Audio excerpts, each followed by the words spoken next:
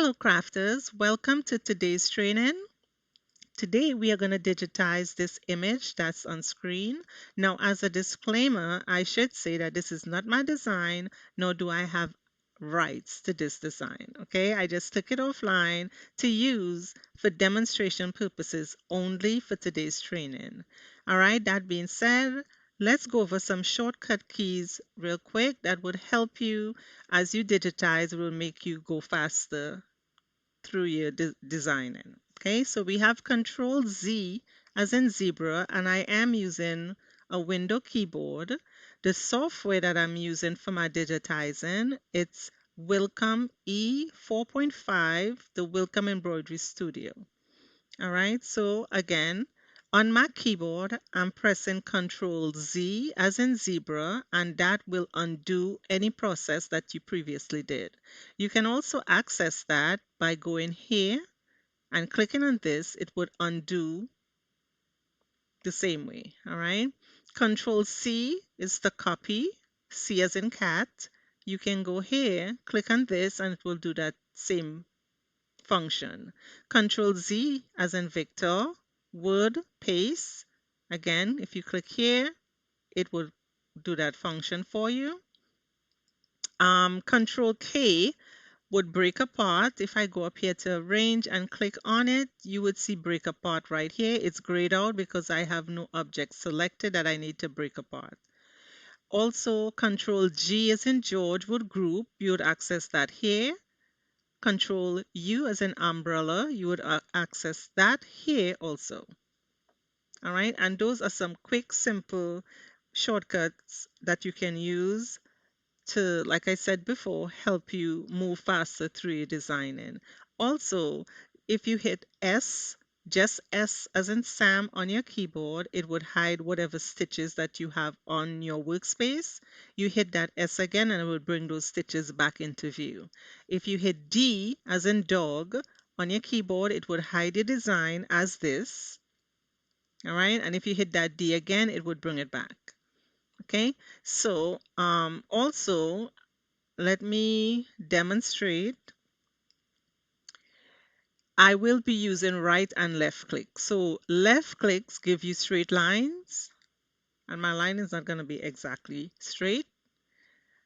Let me use a black. Let me do a select tool. I apologize for that. Let me use a color that you can see. All right, and I'm going to zoom in so that you can see that. And if you do, I'm starting with a left click, sorry. If you do right clicks, that create curves, as you can see. All right, enter. Of course, I didn't choose my black, so you can see it. So left clicks give you straight line, right clicks give you curves. All right, so let's get into it. Let me just delete these real quickly. And let's get into the design. Now, first thing I would say that when you're doing a design, take a moment to analyze the design, really determining what you want to digitize first, or you can always go ahead and digitize the design. And from I have my object or my stitch list open, I can go ahead and rearrange them when I'm done. But me personally, I tend to like to digitize my design how I want it to stitch out from the beginning, right? Sometimes you do have to go in and readjust it or, rearrange it. But think of this as your first draft. Like if when you're writing, you have a first draft, this is your first draft. All right, so let's get into it. I am going to use my complex fill tool. All right, I'm going to use this first. And again, I like digitizing my design from the middle out. Okay, so if I look at the design, I'm seeing that my blue needs to overlap my red. So I know that I am going to do my red hand first, then the blue hand. But I'm going to go ahead and do these black pillars first because again, I like digitizing my design, working from the center out. Now, why is that? Because you would have pulling in your design. All right. You may even get puckering. But if you design it from the center out, you tend to kind of push the design kind of out, right? So you don't get that internal kind of puckering that you see in some design.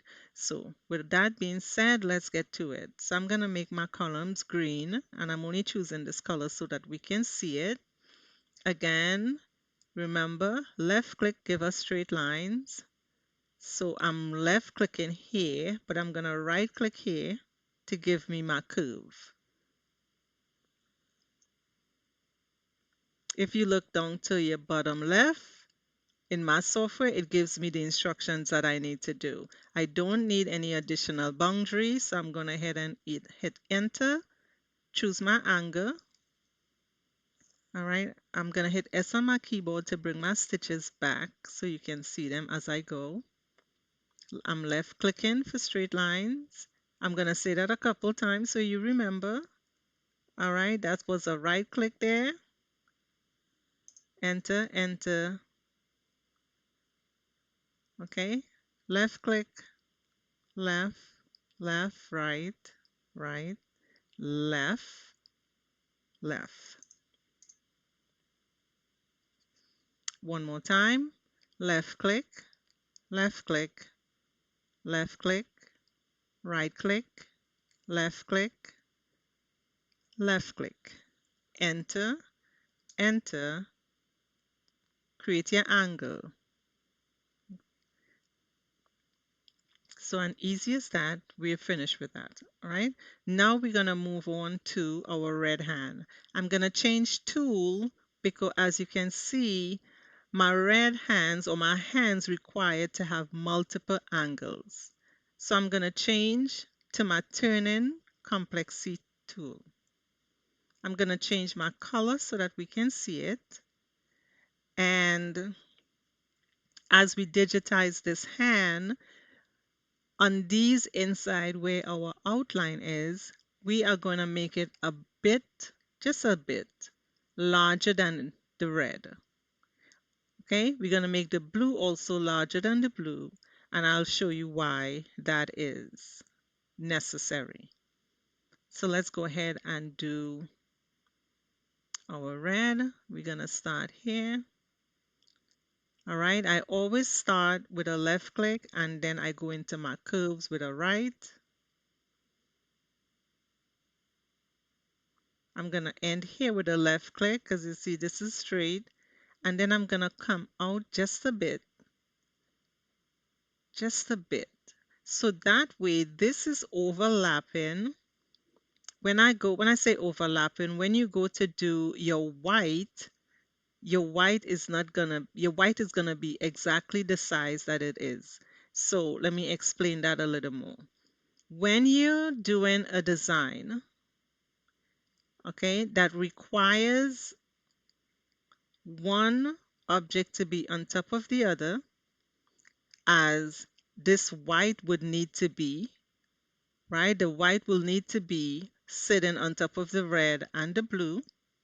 Okay, you cannot digitize it side by side. So you're not going to digitize this red and then the white right next to it. What will happen is when you stitch it out, you are going to have a gap if you do that. So you need to overlap it. You need to overlap your white on your red. In order not to make this white column bigger than it is, you have to make your red and your blue bigger than they are, so that your white will be exactly this size, but it will be overlapping your red. I hope that makes sense. Your red and your blue. All right, so I am going in with my right click. I just close it off with a left, left, right, left. Okay, and we're gonna keep going around the fingers. All right, I am left clicking here for straight lines. I'm right clicking for curves. So this is a left. I close it off with a left. That's a left. This is a right. Left, left, right. left, okay? As we get here, again, we're gonna slightly go in so that this sits under the white. Again, when you're digitizing objects that need to overlap each other, or as this look like as if it's sitting side by side, you do not want to have it sitting side by side. You will, I guarantee you, you will have a gap in your design as you stitch it out. Why that is? Because you have pull compensation that's going on in your design. And it is going to pull apart, and you're going to see like creases or gaps in your design. So you do not want to make or create your design and put your blue and your red sitting right next to your white.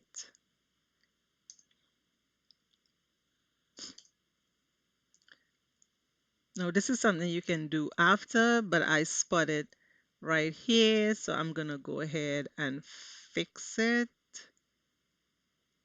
because I know it's gonna drive me crazy. So let me go ahead and fix this, and I'm hitting Control S on my keyboard to hide my stitches. So it's just something that I saw that I did, and I know it's gonna drive me crazy. So I'm fixing it. But this is something that you can fix after you finish your design. All right. Now, this fill, this is a satin fill. I'm gonna choose my reshape tool. And as you can see, I have one angle in. So when you choose your reshape tool, I'm trying to center my design. Please forgive me in that. When you choose your reshape tool, all your nodes would appear, your angles would appear, your start and stop point would appear, would be visible to you. When I say appear, I mean be visible to you. So I am going to move that. I want my start point to probably be up there. And again, because the tool that we used was a complex fill with multiple turns, I'm able to go in and add other angles. So you would hold down Control, and if I go underline, all right, like right now I'm underline, nothing is showing. Once I hold down Control, I get this little angle, and I can change my angle if I can find it. All right, I can change my angle. So that you just need to know which tool you're using for what. Okay. So if you're doing the shape that requires multiple angle, you want to use this complex C turning. If you're doing a shape like these columns that one angle is fine, you use this one. All right, again, this is a fill, but it's filled with satin. Tatami is a better fill in this case. Tatami works better if you have a larger fill area. Okay, if you're working with a shape that has a big stitch out area, tatami works better than satin in that sense. All right. Okay. So that being said, now we'll go on to the blue, and I will have to hide my stitches so I can do the blue. So that when I do the blue, I'm going to hit S on my keyboard to hide my stitches. And you see, this is where my graphic ends. All right. I have this a little bigger. We'll do the same thing on the blue on the inside. And that is so that when we do our white, I'm repeating it, our white will be exactly as the graphic. So it won't be big. So let's go ahead and do the blue. Escape on your keyboard to make sure you don't have any objects selected, or if you do, it will deselect any objects that you have chosen. All right, so always hit escape before you start adding nodes.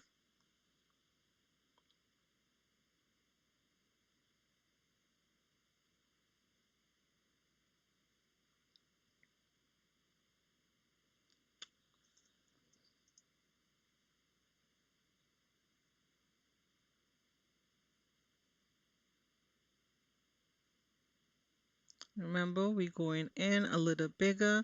When you, when I bring the stitches back, they would look like they're touching, and that's fine, but I promise you that they are not really gonna touch. And if you stitch it out side by side like that, you, like I said, would have a gap. So I'm gonna go ahead and just do this blue real quick.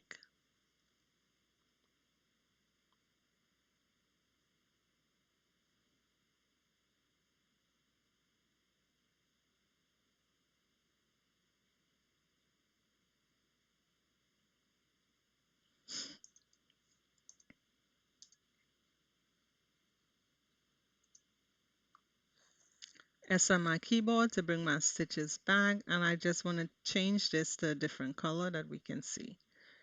Again, this has one angle. I'm going to go ahead and add an additional angle to it while we're here. I'm going to choose my reshape. This is my reshape tool. Sorry, this is my select, and this is your reshape. So I'm selecting and I'm going to change this to tatami as we go. All right, so it looks like they're almost touching each other. When you stitch it out, they're going to be so much further apart. It's going to be unbelievable. All right, S on the keyboard. And now we're going to do the fingers.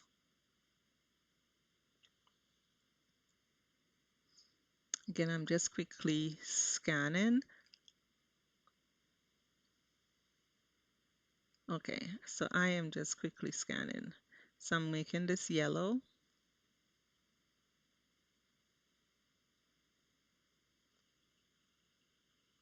One angle. Okay, got you. I did not have my tool selected.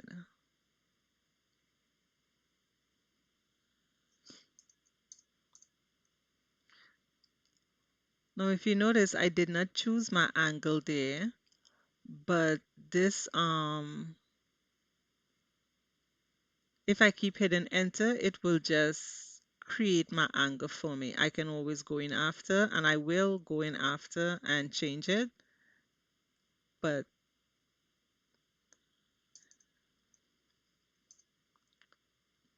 so I really don't worry about it at that point in time because I know I can change it or edit it, I should say, not change it. Edit my angles. So it's not a big deal. I'm using complex C with a single turn. Enter, enter. I can go in here and add my angle, that's fine. Or if you don't, if you hit enter and it created for you, you could always go back in with your reshaping tool and change your angle.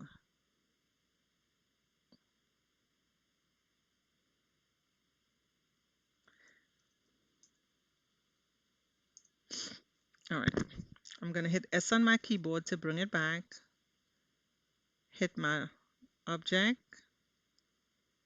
and I'm gonna go ahead. I just put the angle in that one, but I'm gonna readjust my angles real quick. This is the one that I didn't create the angle, so the program is just going to drop an angle in there. You can go in and readjust your angle. Definitely not a big deal. I didn't choose the angle in this one either. It will put it in there for you. Your editing tool is there. Now these look like they overlap in each other. Again, like I said, they're really not. I'm going to hide my shape or hide my stitches. I apologize for that. And I have this as yellow, so I'm really not seeing them clearly, but it's fine.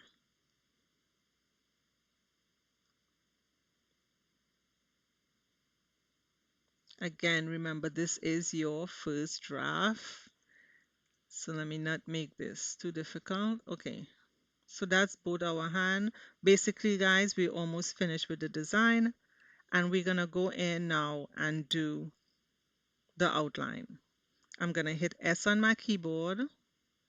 I'm going to hit escape to make sure I have no objects selected. And I'm going to use column A for this to create my outline. I'm going to make it white and I'm going to start right here. This is going to be the exact size of your column. And that is why you want to make your red bigger than your graphics, the red graphic, and your blue bigger than the blue graphics, because you want to be able to make your white the exact size. Now, if you're working with any design that you need to overlap, you have one that is under, make the one that is under bigger so that the one on top you can make the same size of the graphic. Enter. Now this one, and I hope that made sense that I just said, right? I hope it made sense.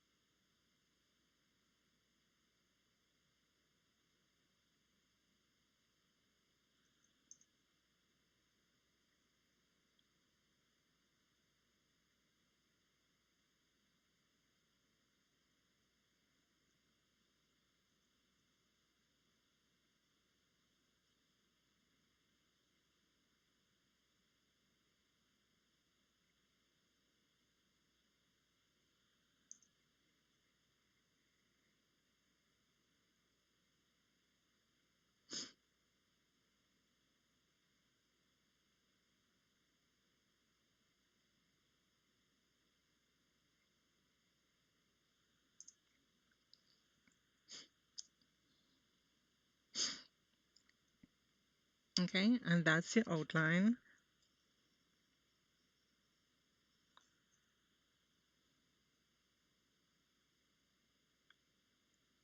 Now, one thing I may fix is I made it different, but I may just go ahead and make it the size that it is.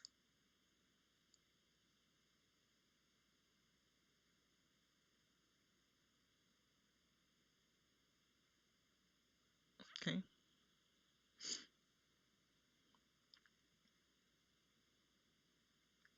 and that's our design, guys. As quick and as simple. I love saying simple, right? But when you're not learning, it's not simple. But trust me, it becomes simple with continuous practice. This is not something that you can just do once and you got it. So I'm going to change the colors to match the design so you can see that it is exactly like that. And then my columns are black. There we are.